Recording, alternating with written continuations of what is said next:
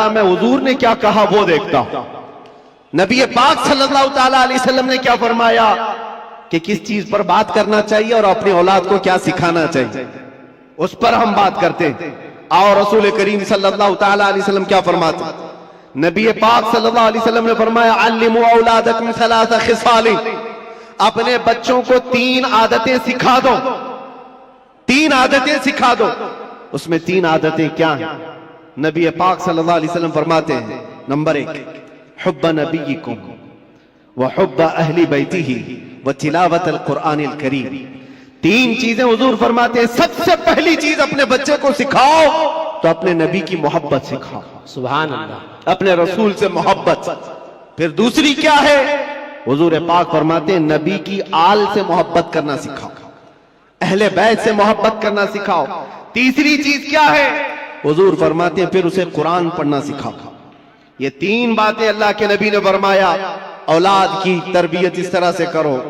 अजीजा ने गिरामी वखार, आज बिगड़े हुए मुआशरे के इलाज के लिए सिर्फ हम स्टेज से बोले और यहां से इलाज हो, ये नहीं होता, बल्कि इसके लिए मास्टर प्लानिंग की जरूरत होती है।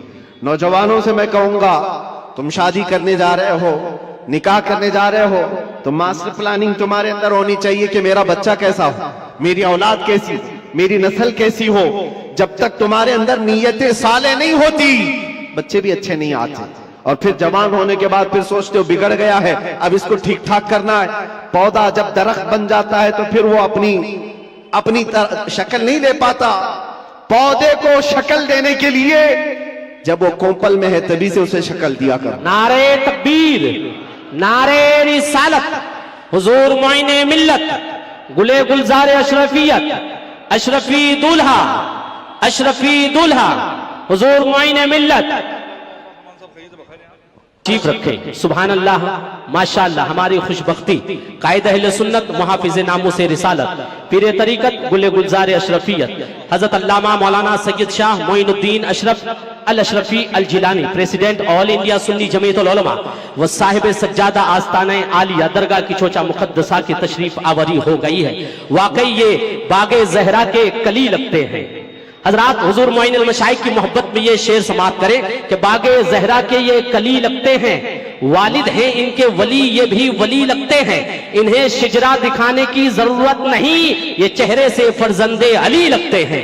आले नबी औलादे अली, जानशीन हुजूर शहीद राह मदीना, साहिब सज्जादा आस्ताने दरगाह की चोचा मुकद्दसा की तशरीफ आवरी हो गई है। हजरत की जियारत करें और मुफ्ती साहब का बयान सुनें। दुरूद पाक पढ़ें। अल्लाहुम्मा सल्लि अला सय्यिदिना मुहम्मद व आलिहि व अस्हाबिहि व बारिक व सल्लिम सलातन दाइमतन सरमदन अबदा। मैं अर्ज ये कर रहा था और बराबर जो बात चल रही है उसी दरमियान शहजादे बतूल गुले गुलजार हाशमियत यहां पर जलवाबार हुए।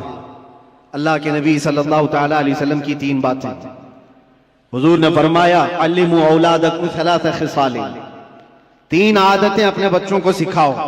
सबसे पहली चीज हुब्ब नबीयिकुम, अपने नबी की मोहब्बत। दूसरे हुजूर फरमाते हुब्ब अहली बैतिही, रसूल के घर वालों से मोहब्बत सिखाओ। व तिलावतल कुरानिल करीम, तीसरे नंबर पर कुरान पाक की तिलावत सिखाओ।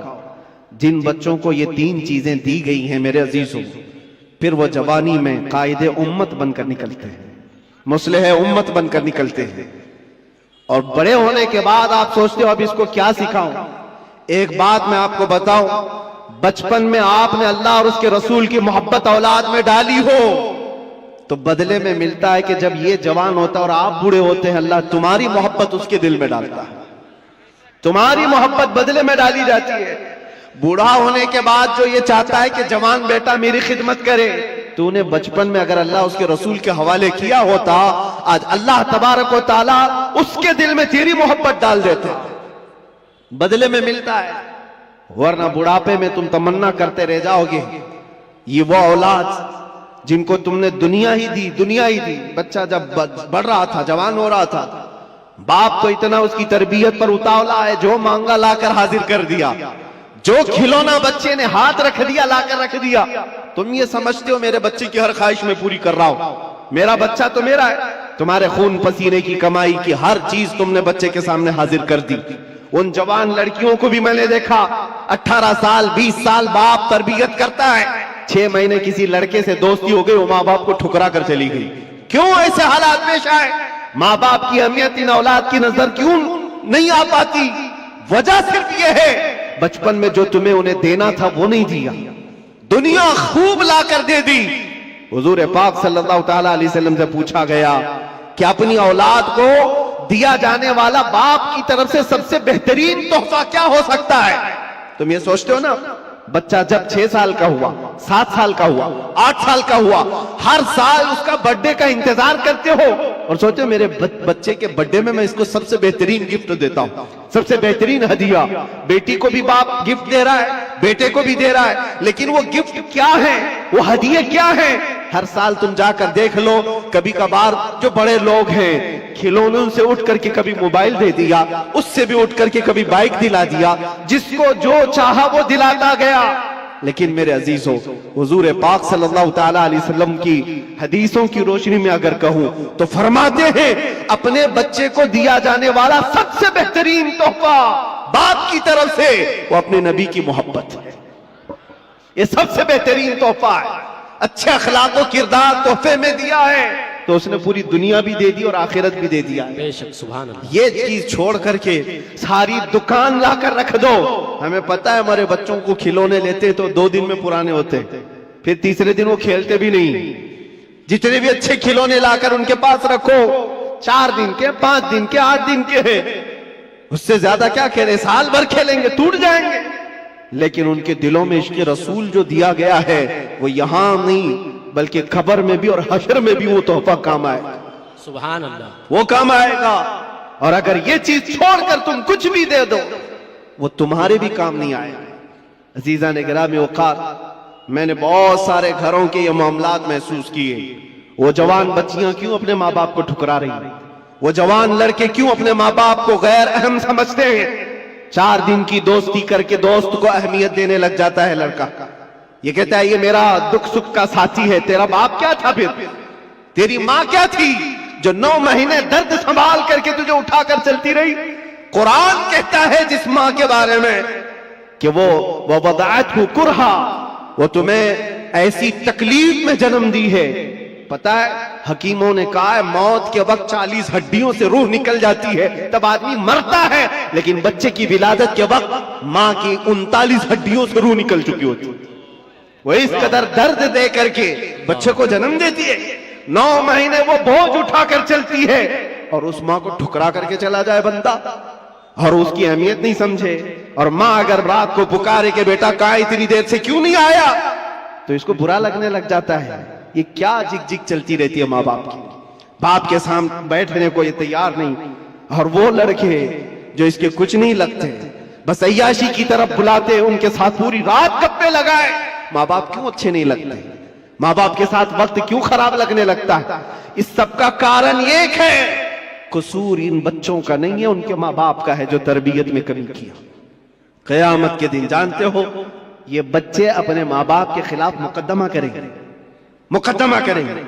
अल्लाह ताला से ये कहेंगे कि मौला हमारे माँ बाप को दिखाओ कहाँ है। पूछा जाएगा क्यों? कहा हम अपने पैरों से उन्हें रौंदना चाहते हैं, हम अपने पैरों से उन्हें रौंदना चाहते हैं। पूछा गया क्यों? कहा आज हम जहन्नम में जा रहे हैं तो इसकी वजह हमारे माँ बाप है। उन्होंने हमारी तरबियत नहीं की, हमें खौफ खुदा नहीं दिखाया, हमें हुब्बे रसूल नहीं सिखाया। तुम खिलौने दिला करके उनको घर प्रॉपर्टी दे करके तब भी फंसे जाओगे, वहां पर फंस जाओगे। बच्चे हो तो कैसे हो? मैं एक बात बताता हूं मेरे अजीज, नजमुद्दीन इराक का एक गवर्नर है, गवर्नर पूरे इलाके का गवर्नर है, शादी नहीं किया, 30 साल से भी ज्यादा की उम्र हो गई और बड़े बड़े रिश्ते आते थे, बादशाहों के बेटियों के रिश्ते, वजीरुल मलिक की बेटी का रिश्ता, सब ठुकराता रहता है, मुझे नहीं चाहिए। उम्र निकलती जा रही है।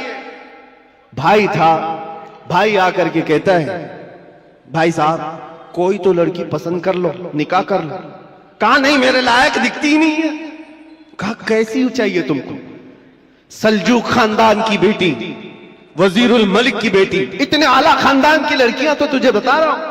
कहा नहीं, मुझे मेरे लायक की मिलती नहीं। कहा कैसी चाहिए, तुम्हारा क्राइटेरिया क्या है, रिक्वायरमेंट क्या है? नजमुद्दीन ने कहा मैं चाहता हूं मुझे ऐसी बीवी मिले जो मेरा हाथ पकड़कर जन्नत में ले जाए। सुभान अल्लाह। दूसरी चीज, मेरा क्राइटेरिया ये है, ऐसी बीवी मिले मुझे जो मुझे दुनिया से बेजार करे और अल्लाह की तरफ ले जाए।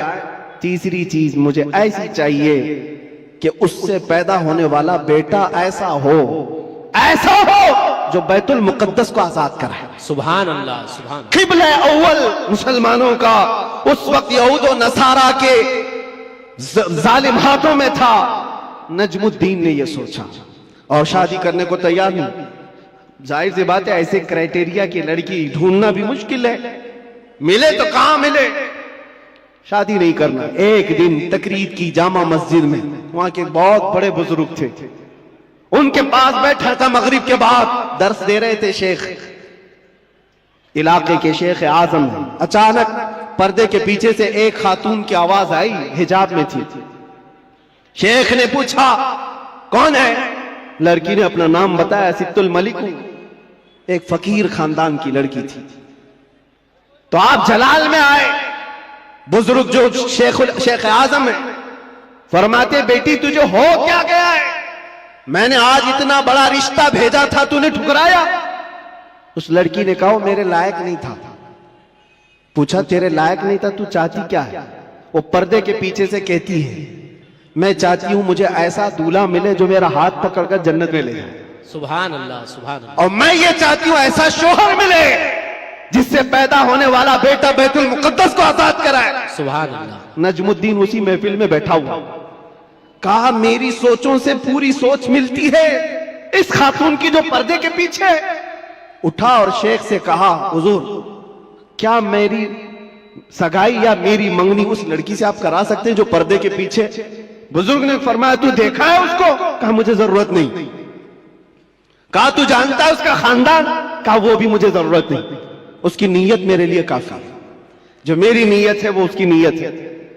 शेख ने फरमाया नजमुद्दीन तू इलाके का गवर्नर है और वो इस मोहल्ले के सबसे फकीर खानदान की लड़की है, कहां मैचिंग होगी? नजमुद्दीन ने कहा फिर भी मुझे चलेगा। वो मगरिब के बाद बैठा, ईशा से पहले उसी मस्जिद में निकाह भी हो गया। सुभान अल्लाह। उसी रात को विदाई भी हो गई। इधर लड़का भी राजी, लड़की भी राजी। नीयतों का मिलाप था, नीयतों का एकजा होना था।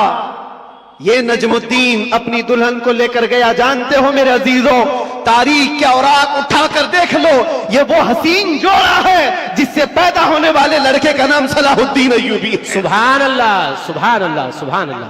बहुत खूब, सुभान अल्लाह। कौन है सलाहुद्दीन? ये आसमान से उतरा हुआ नहीं था, ये जमीन से निकला हुआ नहीं था। माँ बाप की सालेह नीयत की वजह से सलाहुद्दीन पैदा होता। माँ बाप